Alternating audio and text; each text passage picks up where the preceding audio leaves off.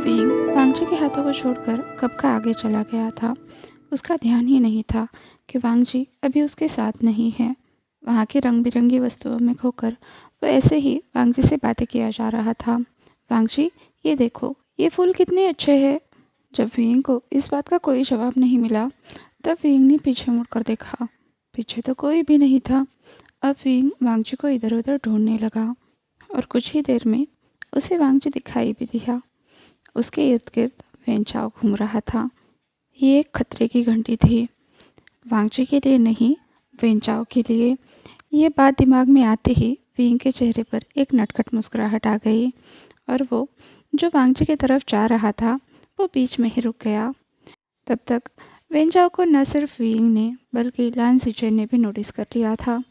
उन्हें तो पता था यह शरीर जरूर विंग का है, लेकिन उसके अंदर वांगजी है। वैसे तो वेंचाओ वांगजी को परेशान करने की हिम्मत कभी नहीं करता, पर अभी तो वो इस बात से अनजान है। इसलिए सीचे ने विंग की तरफ देखा।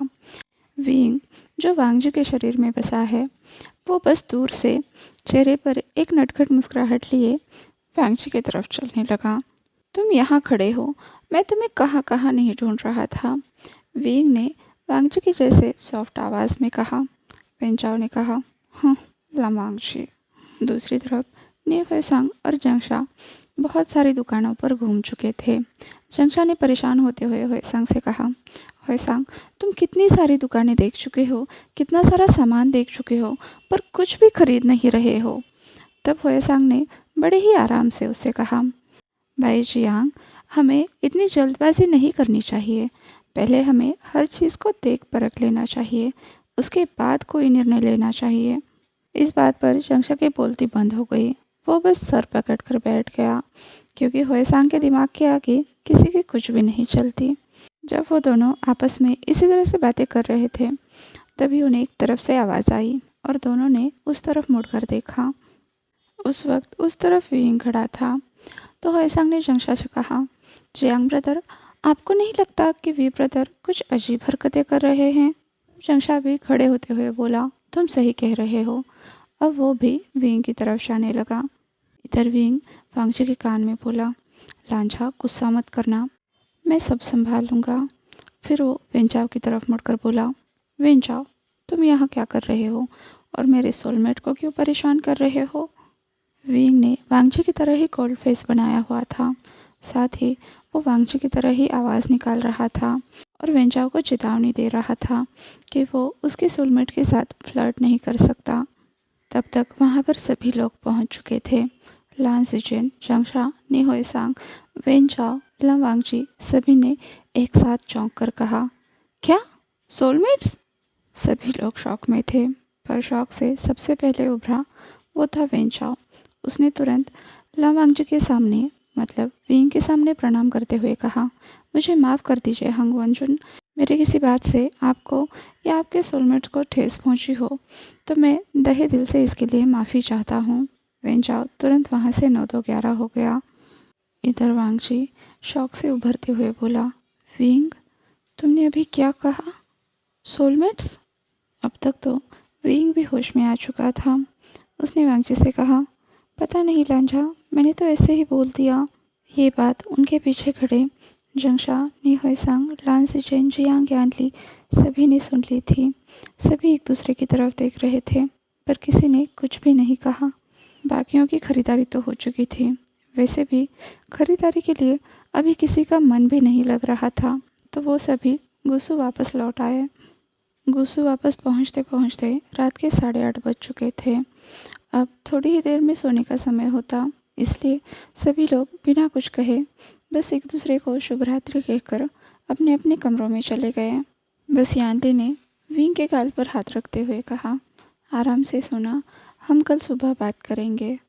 अब विंग और वांगजी जंगशी लौट आए। आते ही विंग तुरंत बेड पर लेट गया। तो वांगजी ने बड़े प्यार से कहा, विंग, तुम्हें पहले नहा लेना चाहिए।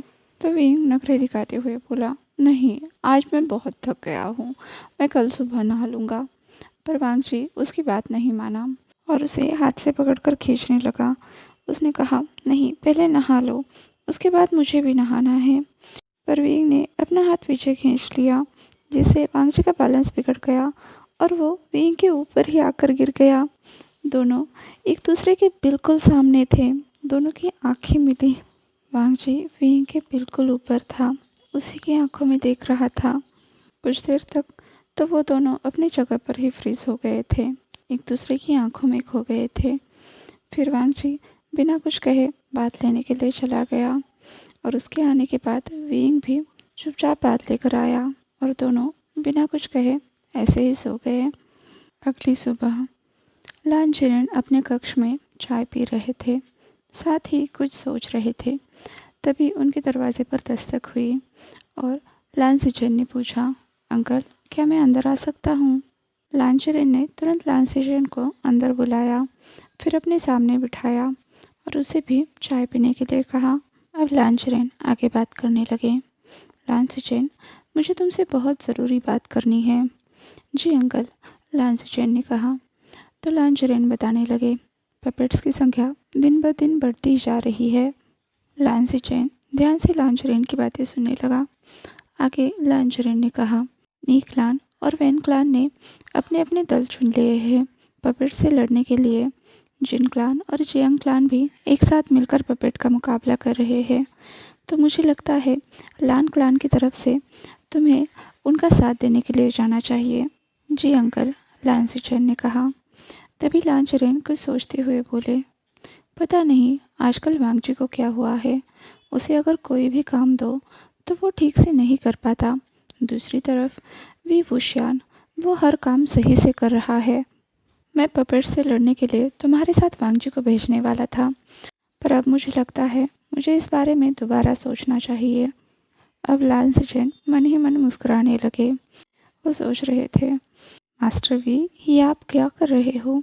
आपकी वजह से कहीं वांगजी को कोई परेशानी ना हो। लान झेरन अब वांगजी की गलतियाँ बताने लगे।